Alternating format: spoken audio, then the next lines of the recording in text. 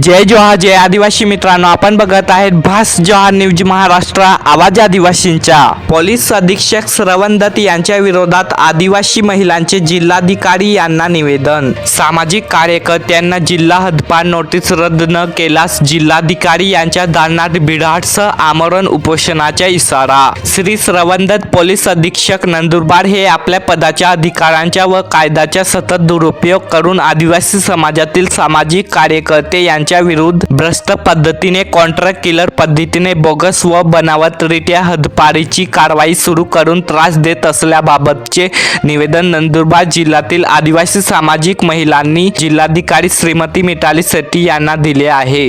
या निवेदनावर 100 पेक्षा अधिक आदिवासी महिलांचे स्वाक्षऱ्या केल्या आहेत। निवेदनात म्हटले आहे की पोलीस अधीक्षक श्रवण एस दत्त हे नंदुरबार जिल्ह्यात आल्यापासून सर्रासपणे मोठ्या प्रमाणावर अवैध धंदे वाढले असून लोकाभिमुख प्रशासनाला घातक आहेत, भ्रष्ट पद्धतीने काम करत आहेत, आदिवासी समाजाला तुच्छ लेखणारे असून आदिवासी समाज विरोधात जाणीवपूर्वक कारवाई करणारे आहेत, भूमाफियांच्या विरोधात गुन्हे दाखल करीत नाहीत, भ्रष्ट कार्यक्षम आदिवासी विरोधी राजकीय कॉन्ट्रॅक्ट किलर पदाच्या कायद्याच्या व अधिकारांचे दुरुपयोग करणारे, न्यायापेक्षा अन्यायाला संरक्षण देणारे, आपल्या कार्यकाळात आर्थिक लाभ व्हावा म्हणून अवैध धंदे सुरू करणारे आहेत, त्यांच्या मिळकतीची चौकशी करण्यात यावी व हद्दपार नोटीस रद्द न केल्यास परिवारासह संपूर्ण आदिवासी समाज जिल्हाधिकारी यांच्या दालनात आमरण उपोषणाला बसणार असल्याचा इशारा देण्यात आला आहे। भिसा फायटर्सचे राष्ट्रीय अध्यक्ष सुशील कुमार पावरा, भारत आदिवासी संविधान सेनेचे प्रदेशाध्यक्ष सतीश ठाकरे, भिसा ब्रिगेडचे कार्याध्यक्ष रवींद्र वळवी व भारतीय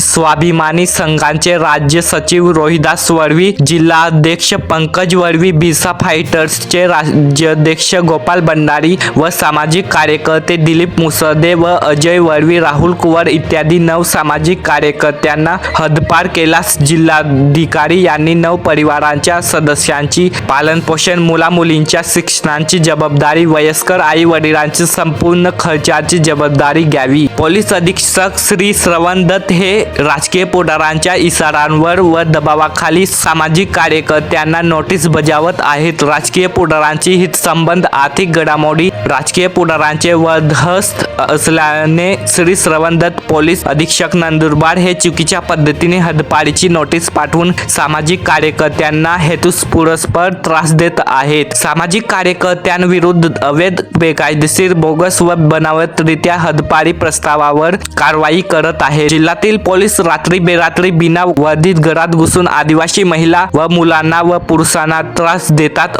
खोटे व बनावट गुन्हे दाखल करून आदिवासी बांधवांना अटक करतात। हे पोलीस आहेत की गुंडा? आदिवासींना त्रास देणाऱ्या श्री श्रवण दत्त पोलीस अधीक्षक नंदुरबार यांची नंदुरबार जिल्ह्यातून तात्काळ बदली करा, अशी ही मागणी निवेदनात आदिवासी महिलांनी केली आहे। महाराष्ट्राचे मुख्यमंत्री मंत्रालय मुंबई, मुख्यमंत्री सचिवालय मुंबई, पोलीस महासंचालक मुंबई, विशेष पोलीस महानिरीक्षक नाशिक यांना निवेदनाच्या प्रती पाठवण्यात आले आहेत। ही बातमी संबंधित महिलांनी सादर केलेल्या लेखी निवेदन व उपलब्ध कागदपत्रे व स्थानिक पातळीवरील माहितीनुसार तयार करण्यात आली आहे। जय जोहार जय आदिवासी, आपकी जय जय संविधान। जय आदिवासी।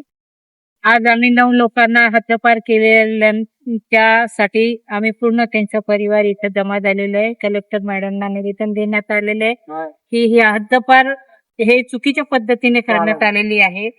तर श्री श्रवण दत्त सरांनी याचं पूर्ण सखोल अभ्यास करावा आणि हद्दपाराची नोटीस मागे घ्यावी, यासाठी आलेलो आहे। या नंदुरबार जिल्हा हा आर्थिक गरीब, आर्थिक म्हणजे दुर्बल, मागास, शिक्षणापासून वंचित असताना त्यांना त्यांच्यावर होत असलेला अन्याय जे सामाजिक कार्यकर्ते उठवत आहेत, ते समाजासाठी जे कार्यकर्ते बोलत आहेत त्यांच्यावरच पोलीस प्रशासन गुन्हा दाखल करून त्यांना हद्दपाराची नोटीस देत आहे। मग समाजासाठी लढणार कोण?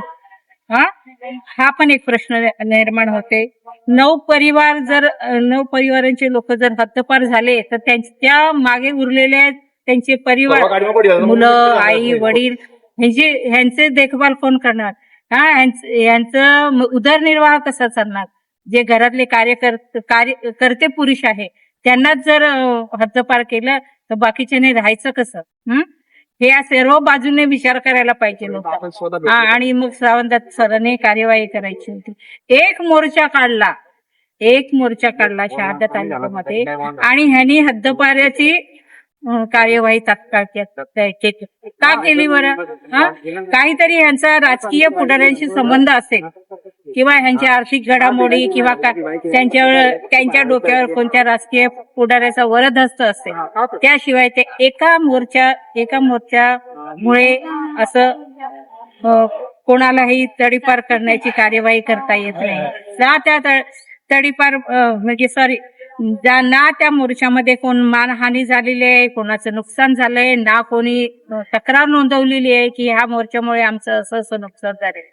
तरीही ह्यांना हद्दपाराची नोटीस काढलेली आहे. जे राजकीय पुढारी असतील किंवा त्यांना पुढे करून किंवा ते जे काय हे बघा, जे कार्यकर्ते आवाज उठवतात ते पुढाऱ्यांना नको असतात. मग ह्यांना बाहेर कसं काढायचं म्हणून त्यांनी श्रवणदत्त सरांना हाताशी धरलं असेल कदाचित. हा माझा अंदाज आहे.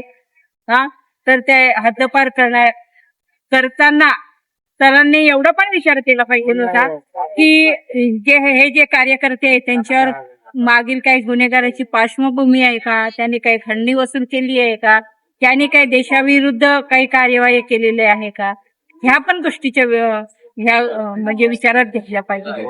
ठीक आहे, तुम्हाला हद्दपार करण्याचा अधिकार असेल, पण हद्दपार केल्याने काय होणार आहे? त्या परिवाराचा उदरनिर्वाह तुम्ही चालवणार आहात का? आज खेड्यावर जर गेले तर 10-20 हजार रुपये सहज लागतात महिन्याला. शहरात राहणाऱ्यांना 50,000 रुपये लागतात. तुम्ही आमच्या उदरनिर्वाहाची जबाबदारी घ्या. आमच्या सर्व 9 परिवारांची हे तुम्हाला आम्ही सांगतो, निष्णून सांगतो. नाहीतर येणाऱ्या काळात जर तुम्ही हद्दपाराची नोटीस परत घेतली नाही तर आम्ही जिल्हाधिकारी कार्यालयासमोर आम्ही ठाण मांडून बसू. तिथं वास्तव्यास येऊन 9 परिवारासहित, आज आम्ही फक्त 9 परिवाराला, भविष्यात आम्ही पूर्ण समाज येणार. एवढं सांगू इच्छिते की हे हद्दपाराची नोटीस मागे घ्यावी. जय जोहार. जोहार. जय आदिवासी. माझे मिस्टर सतीश ठाकरे, सुशील कुमार सर यांना हे समाजासाठी झगडतात, लढतात, आवाज उचलतात. यांना शासकीय हे त्यांचा आवाज दाबवण्यासाठी त्यांना नोटिसा बजावतात. तडीपारच्या 2 वर्ष त्यांना तडीपारची नोटीस बजावली. त्यांना तर त्यांचा परिवार कुठे जाईल? त्यांचं 2 वर्ष पालन पोषण त्यांना खर्च कोण पुरवेल? ते तडीपार झाले तर याची जिम्मेदारी कोण घेणार? तर यांची नोटीस परत घ्यावी व रद्द करावी ही विनंती आहे आमची. আমরা आदिवासी लिए तड़ीपार करने हम दया ते आदिवासी लिए 1000 से पाया माने हैं करे नाम इंद्र लिए आव तला को आया ते या तड़ीपार करतला ते काय गुन्हे करेन तड़ीपार करतले या गुन्हे ते देखार दे ते इंटीने गुन्हे आमु तड़ीपार करतला करेन कोण जुए एने अचानक घर आवतला एने बायरापुरिया दम के देणो नि पुलिस बड़ी ना आवतला सादे ड्रेस पर आवतला एका गुंडा से नहीं मालूम का पुलिस से नहीं मालूम.